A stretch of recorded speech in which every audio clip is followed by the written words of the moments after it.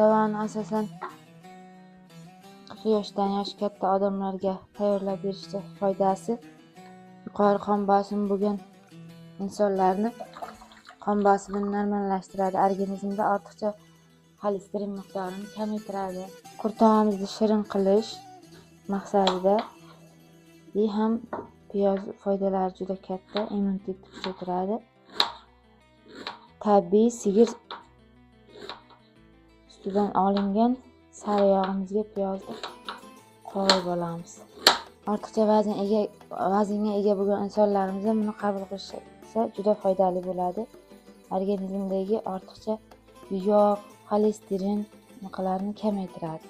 Birinchidan sog'lom turmush tarzi, ortiqcha yog' miqdorini kam iste'mol qilish.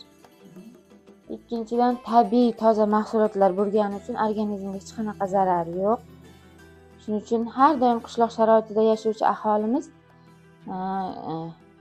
faslning sovuq kunlarida asosan tayyorlab ichishadi. Yozgi kunlari biroz noqulaylik olib keladi. Keyin uzoq vaqtga qorinni to'q saqlaydi. Shuning uchun tayyorlab ichishadi. Keyin Ro'za Ramazon oylarida ham tayyorlab ichsa uzoq vaqtga qorin to'q saqlanadi. Sigir ustidan ham, echki ustidan ham tayyorlangan qurtlardan qilsa bo'ladi. Yozda quritib tayyorlangan qurtni qishki sharoitga ana shunday qurtava shaklida tayyorlab ertalabki nonushtaga ichishadi.